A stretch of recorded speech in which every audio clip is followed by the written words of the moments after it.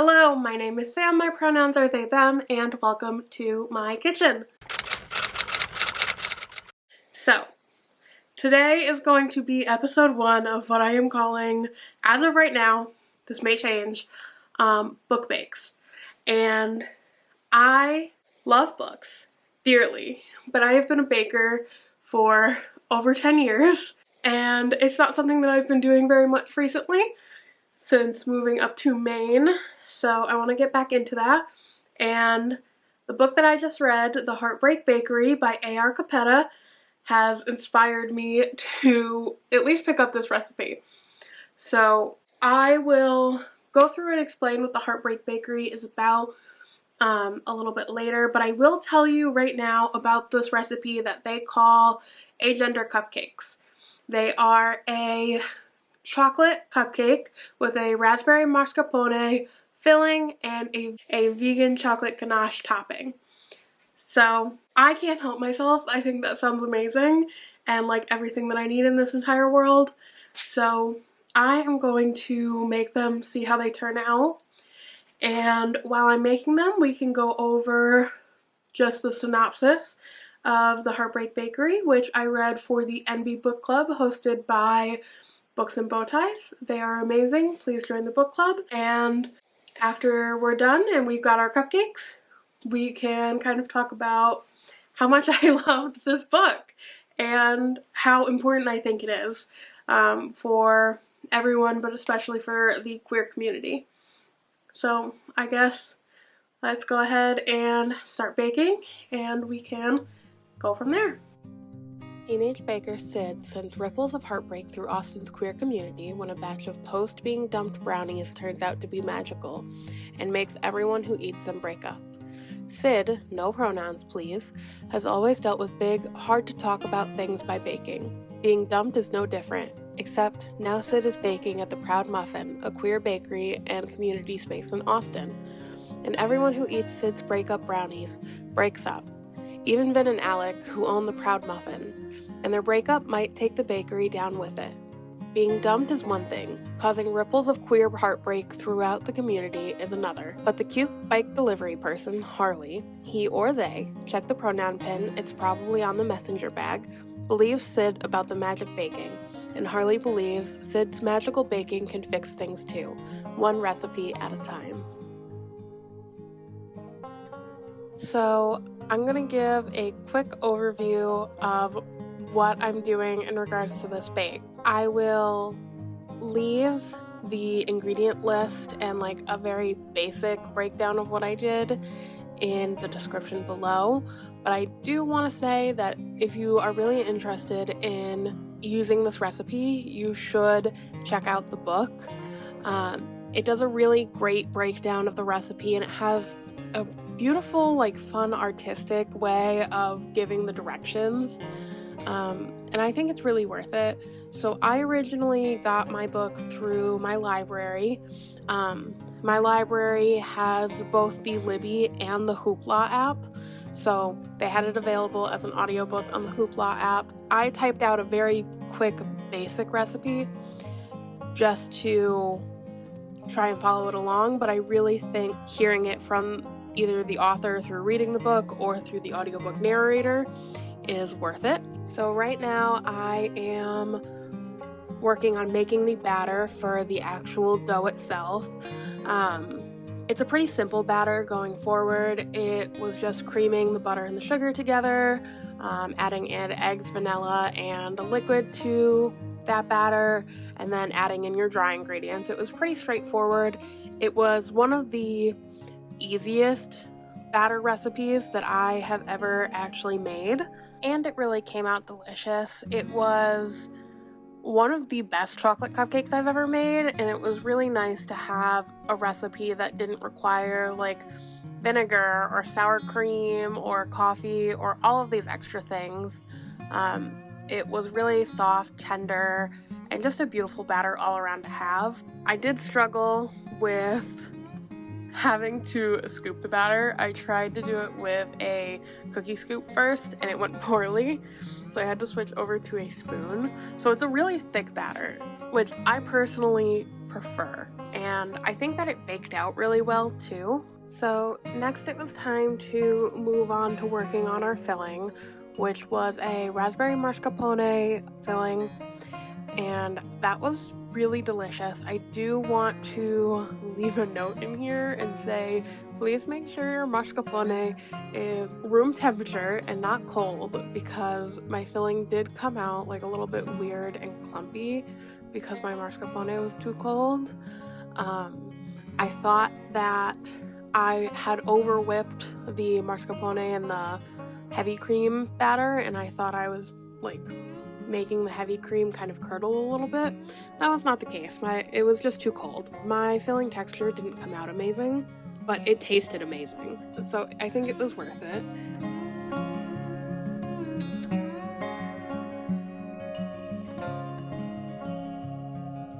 And then we have a quick Sadie break because we always need a little puppy break in the middle of baking. She's always with me in the kitchen when I'm baking, just under my feet, waiting for me to trip and fall. And then, of course, you gotta wash your hands because food safety. So after I was done with my Sadie break, I went ahead and added an extra step to my filling, and I sifted out the majority of the raspberry seeds just to get rid of that texture. It's not something that I find desirable, so I just took it out. And then I threw together a quick vegan chocolate ganache. I've never made a chocolate ganache before, but I really liked the vegan option of it with the bittersweet chocolate, coconut oil, and coconut milk. I added a little sugar to it just to sweeten it up a little bit. And then all my fillings, my cupcakes, my ganache, everything was chilled and ready to go.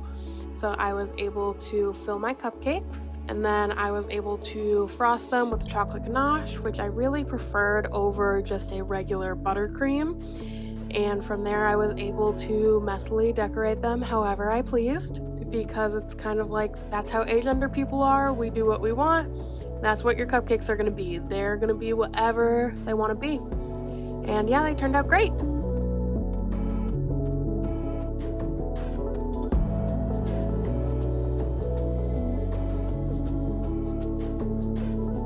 Okay, and there we have it. Agender cupcakes from A.R. Capetta's The Heartbreak Bakery. So, it's a few days later, and these got devoured on the first day. This was the last one. I had to call dibs on it just because it was being devoured so quickly. But now let us talk a little bit about the Heartbreak Bakery, because I did not expect to love this and need this as much as I actually did.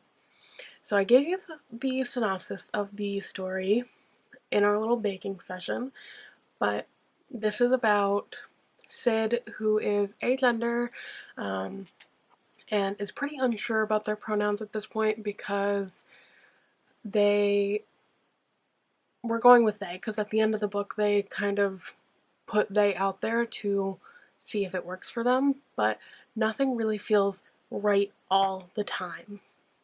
So they're struggling with their gender identity, with how people perceive them and talk about them, because of that fact that nothing feels correct all the time. And it's their romance with a gender fluid person named Harley, who is amazing. Super normalizes the concept of pronouns, is very quick to just state them at the beginning of their day, and we just kind of go on from there, and it's never really questioned, which is really such a beautiful normalization of it. And it's all about Sid and Harley's romance along with Sid's magical baking abilities.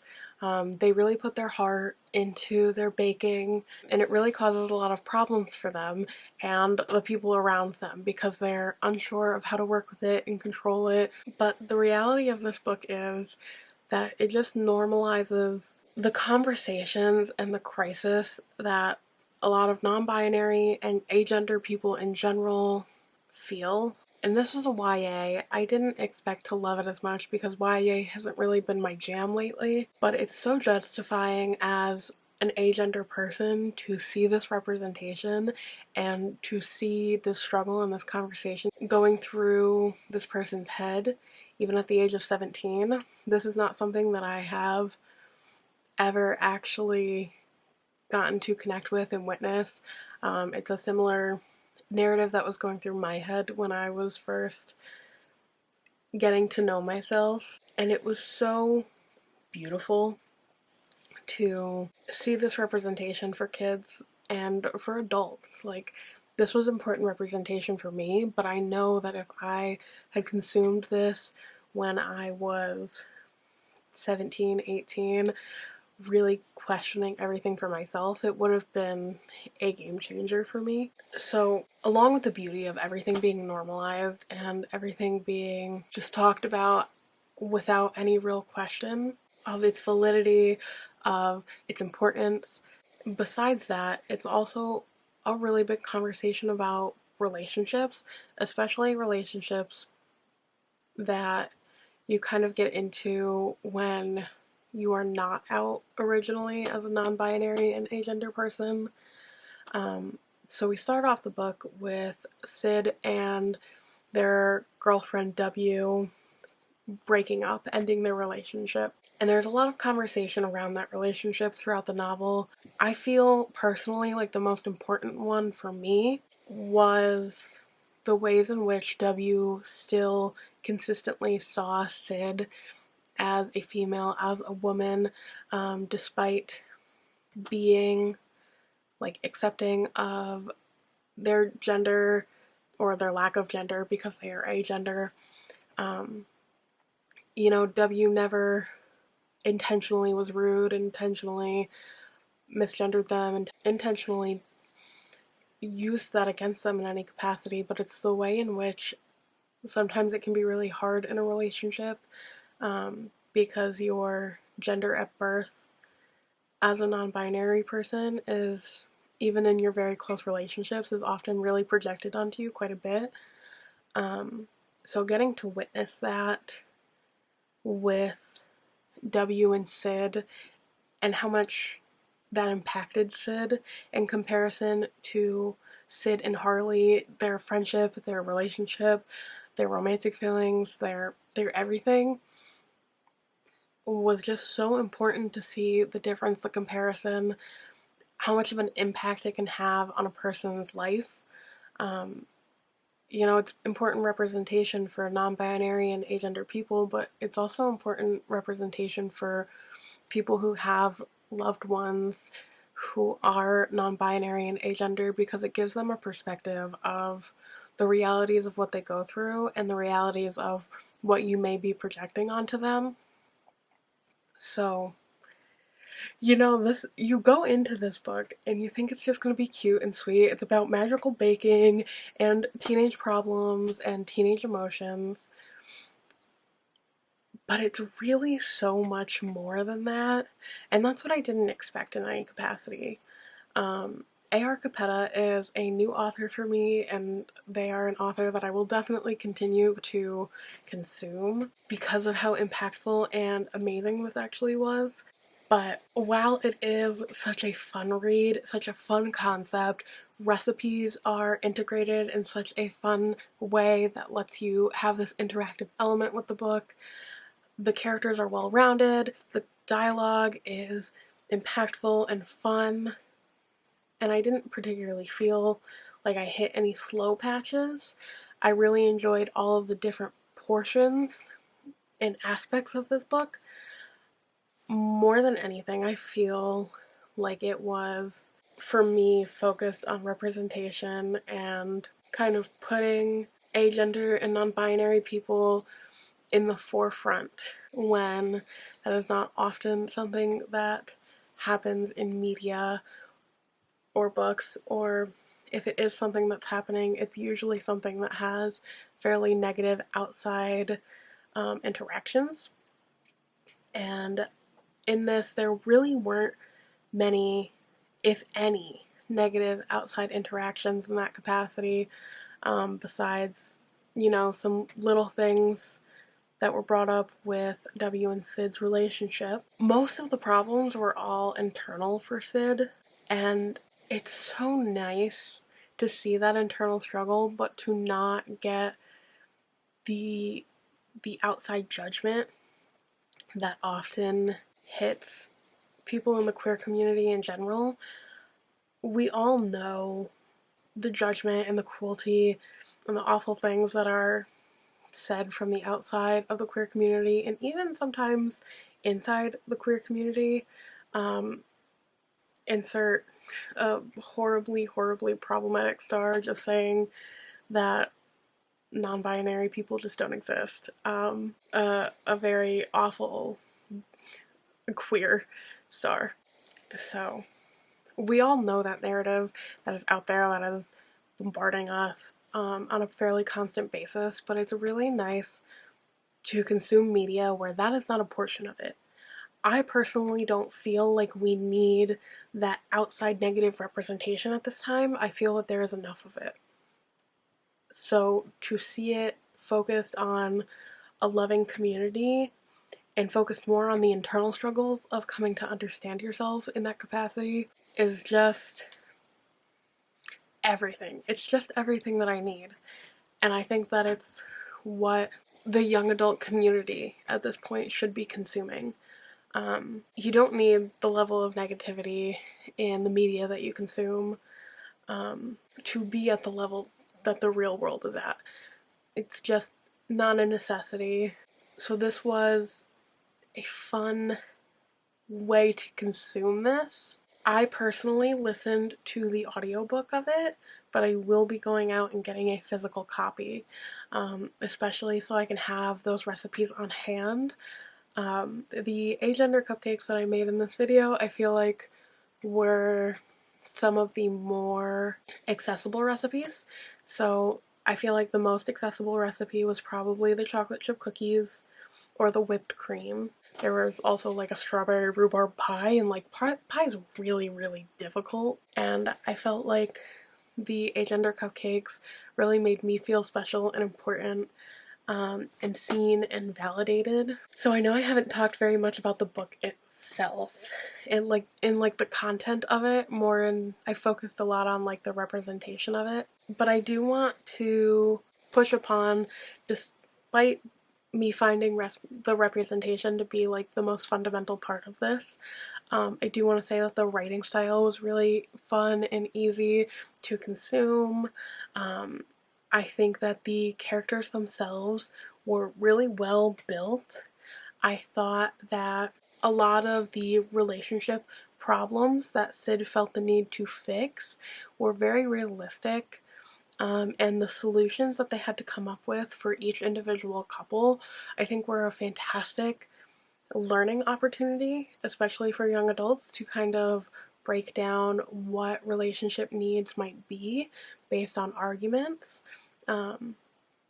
And you know what healthy relationships can look like, the fact that they're not perfect in any capacity, that there's some change to them as time goes on, as people change, as circumstances change.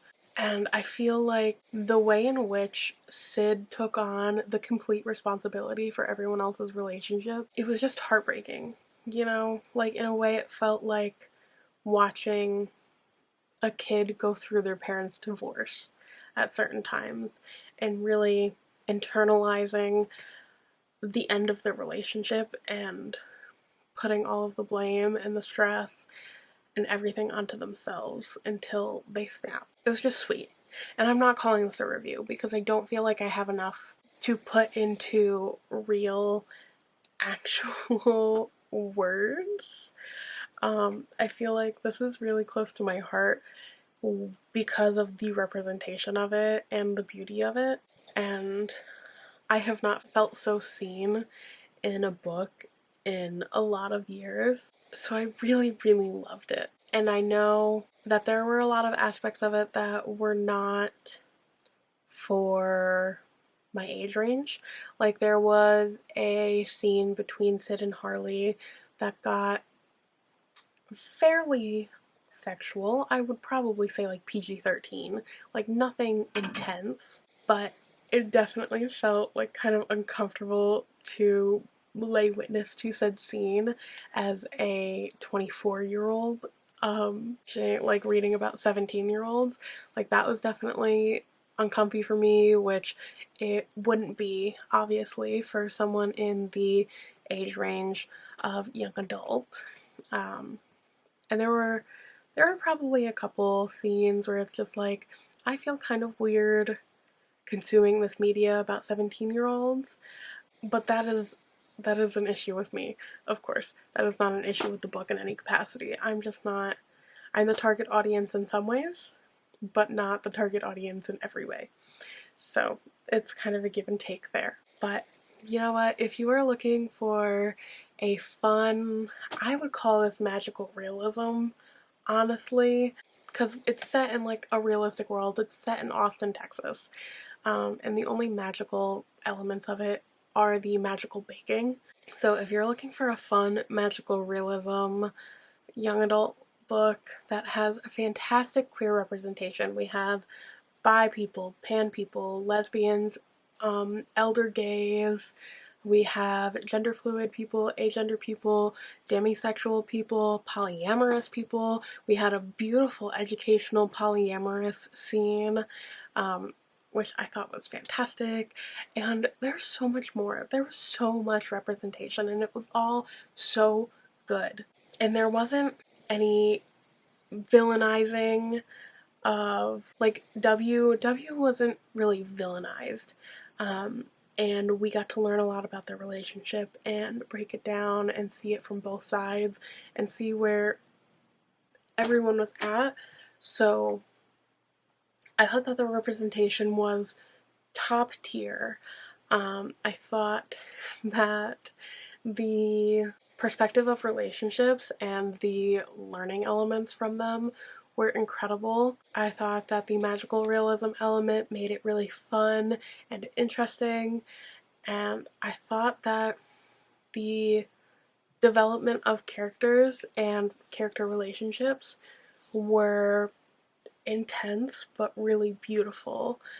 So I loved this in every capacity. I think I gave it like 4 stars. I will be buying a physical copy, and let me just tell you, this cupcake is amazing.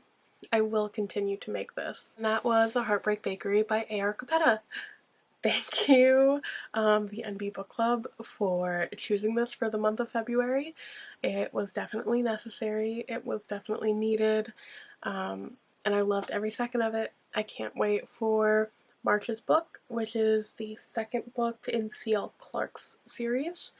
So if anyone is interested in joining that book club, it is the NB Book Club, hosted by Books and Bowties. Solid, top tier, love it. Great choices all the time. I hope that everyone is having a fantastic day. If you want to keep up with my levels of chaos, and also now book bakes, because I'm gonna keep doing this because this was really fun, you can follow, I guess. I don't know. But I hope everyone's having a great day, and I will see everyone next time. Bye.